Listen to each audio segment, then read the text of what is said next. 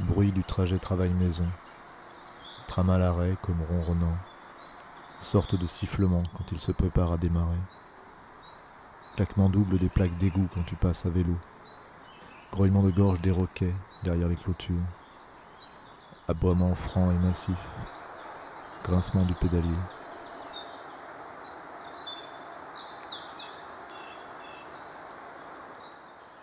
Des merles ont construit leur nid dans le chèvrefeuille. Première saturation des odeurs par la chaleur. Tapis jaune, coucou, pissenlit, bouton d'or, et une autre plante dont j'ignore le nom.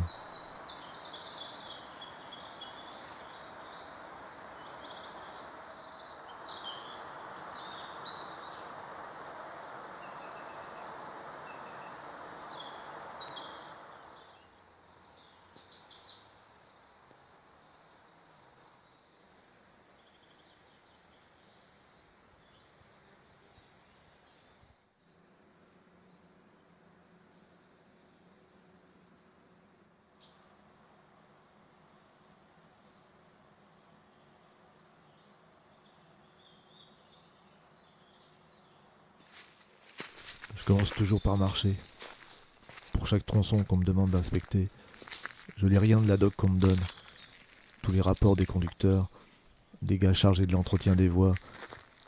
Je mets mes chaussures de marche et je pars à la découverte. Pour souvent ne rien découvrir. Les collègues ont souvent vite fait de se monter la tête. Surtout depuis que la direction a créé un forum où chacun peut effectuer un signalement. Effet boule de neige garanti.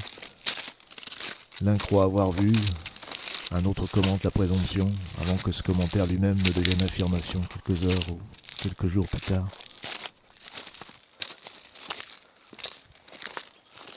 Pour 10 tronçons inspectés, c'est à peine si un seul vaut que je me déplace.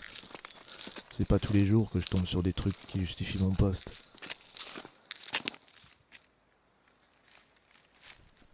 Cette fois, c'était différent.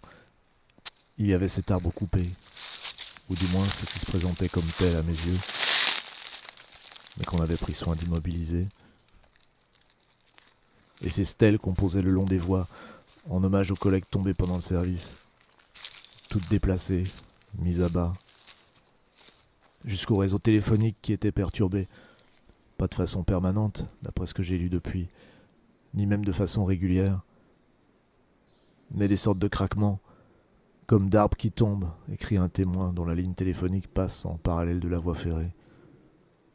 D'autres parlent de bois qu'on déchirerait. Ajoutez à ça les témoignages des conducteurs, plusieurs qui évoquent des silhouettes d'arbres qui se mettraient en travers de la voie, à peu près toujours au même endroit. Bien sûr, il y en a sur le forum qui parlent d'un cimetière protestant qui serait trouvé dans le coin. J'hésite encore, mais je crois que j'ai pas trop le choix. Modifier le tracé de la voie sera sans doute la meilleure solution. Que les trains roulent, et que toutes ces histoires retournent au silence de la forêt autour.